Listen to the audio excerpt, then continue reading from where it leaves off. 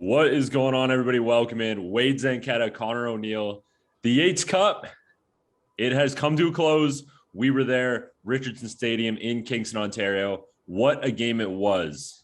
Yes, it was. We started it off with a pretty much packed house. I mean, it was only the very corner sections of the end zone, of the far end zone, that wasn't filled in, but people in the beer garden instead. So I count that as pretty much a sellout. Started off, though, let's talk about this Western defense, because they started off quick with a strip sack on James Keenan. He was trying to dance around, make something happen as the coverage was too tight downfield, and they made him pay. Knocking the ball out, Western recovers it, and a couple plays later, after a third down conversion, we saw Keon Edwards helicopter into the end zone.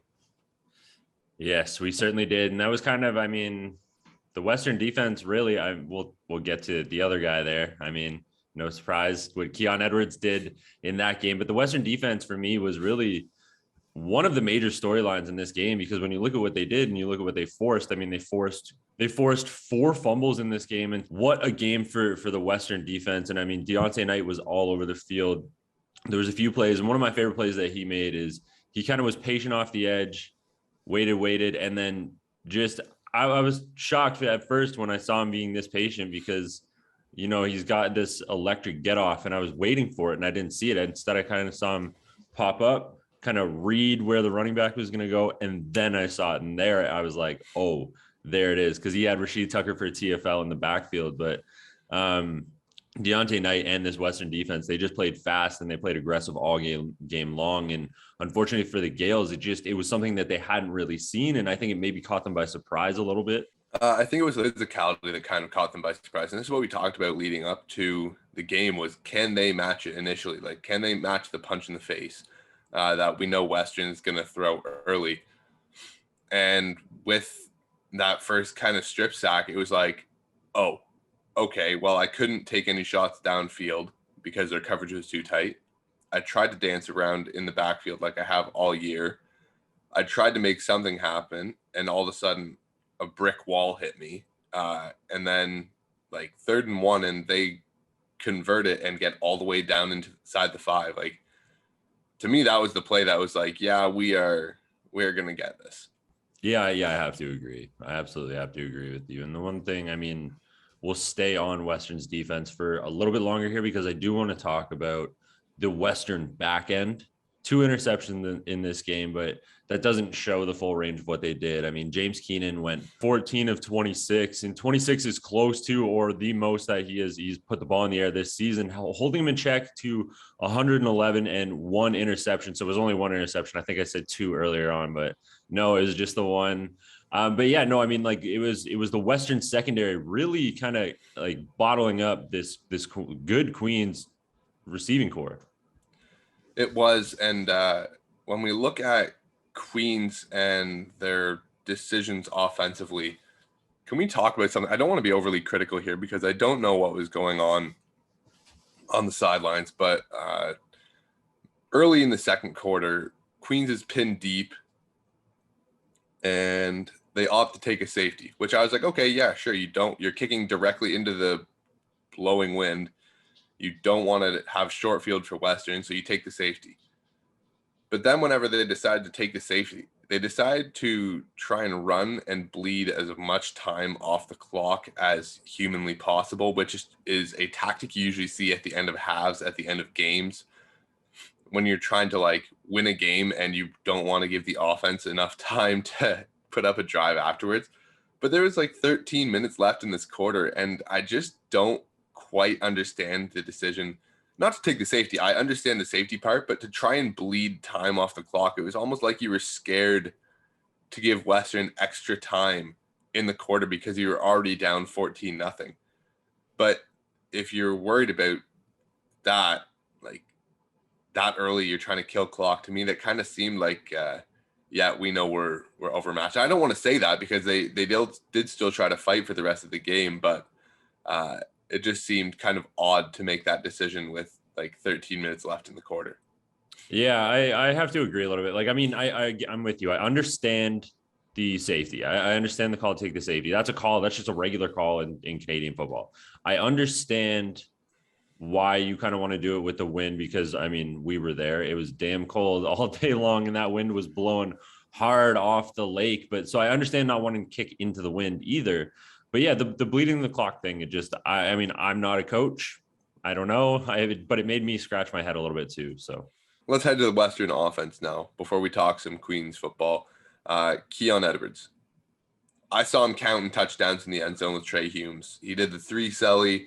He was all over the field. He had 158 and 3 touchdowns. He was our CFP offensive player of the game. I told him he was our offensive player of the year as well for the OUA. You can go ahead and check out the interview on Twitter and Instagram that we had with him afterwards. Defensive MVP, we'll mention it. Austin Fordham Miller for that defense. The run game was stalled all game for Queens, and he was a big part of that. 6.5 total tackles. But when we look at Western's offense, Savon Magne-Jones, Brett Ellerman, Griffin Campbell all had just over 40 yards. But the main stars of the show were Keon and Trey Humes, as they have been all year, combining for close to 40 carries. yeah, Keon Edwards, 21 rushes, Trey Humes, 18. Keon Edwards had 158 on the ground, 3 touchdowns. Most of that yardage and all of those touchdowns coming in the first half, which just absolutely blows my mind. But then Trey Humes turns around, has a good game in his own right, putting up almost 70 yards in this one. And he was getting involved in the blocking as well. So his presence was felt all over the field. And I mean, I'm going to say despite not having a big day, but he still got 18 touches in the ground game. But I mean, it was definitely a Keon Edwards day. And I mean, we talked about this off the air and you said it, but one of my favorite things about these two is nobody is mad when anybody gets in the end zone or anybody's getting more touchdowns or whatever. Like, these dudes are just tight. These dudes are just best friends, and they love seeing each other go off for days like this. Yeah, Trey Humes was the first person to celebrate with him almost every touchdown. He came sprinting Running off the bench for all 3 scores. Well, I think the first one, Keon kind of started running back towards him, but the other 2, it was I've got a video Trey running into the end zone. Flying. But let's move on from Western. They will face St. FX, and you guys will see a playoff preview for that coming up later this week. But let's talk about Queens and where it kind of fell apart, because they had some moments where it was close.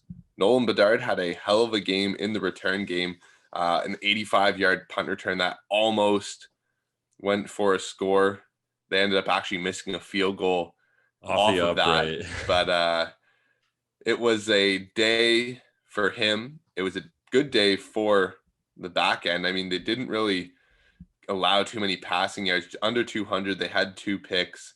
But Nolan Bedard, 2 TFLs, 9 total tackles. He had a good day. Yeah, Nolan Bedard, I mean, on the back end of the Queens defense was by far one of my most one of the players that made my kind of eyebrows raise the most. Yeah, the 85-yard punt return is obviously the play that made everybody turn their heads. But what he was doing kind of all game long on the plays where maybe you weren't watching, or on the back end of a play where, you know, he's coming downhill and getting a stop. So I really like what Nolan Bedard has brought to the Queens defense, not just in the Yates, but all year long. He's really been kind of one of these anchor players for this defense, and they've really hung their hat on his ability to, you know, be aggressive and make plays. And, you know, I do think this dude, and, you know, we still have a CFL season to go, but looking forward to our draft stuff. I don't know. I think this dude could be a teamer one day, but for me, the story of this game with Queens as a whole is just, I mean, as many flashes as we saw, we also saw, you know, mistakes that you can't make in championship games. And this was just a day really where it seemed that Western walked in like they had been there before, and they kind of knew what was up, and they had Queens's number in this one. And I mean, when you're overthrowing 2-yard passes, 3-yard passes, and you're missing blocks to seal an edge, it just kind of adds up on you. Like, there's one play, James Keenan had a fantastic escape away from the pass rush. He gets all the way out to the right side where there's 2 receivers. One of them's getting covered.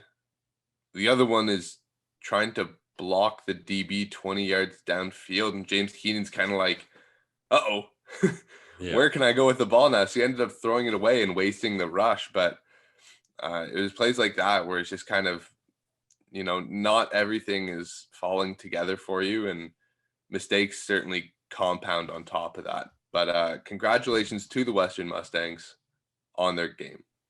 Absolutely. The Western Mustangs are your 2021 Yates Cup champions. Honestly, would not be surprised to see a rematch of this next year, because I do think that, Western obviously is not going anywhere, but Queens, it looks like they are building something special here as well. A lot of young guys still on this roster. We are not going anywhere. Yes, the OUA season is over, but Western still does have football to play. And as long as there's an OUA team in the mix, we are going to cover it down. So Wade and I will be doing a Western versus St. FX preview coming up this week. The Western Mustangs will be hosting those X-Men at TD Waterhouse on Saturday. And as always, you guys know where to catch us, at Wade Zank, at Connor R. O'Neill, and at CF Perspective. If you want to check out the Yates Cup or any other OUA games from this year, make sure you head over to OUA.tv. It's free to sign up. Every game live and on demand. And if you want to check out the stats, scores, schedules, and more, head to OUA.ca.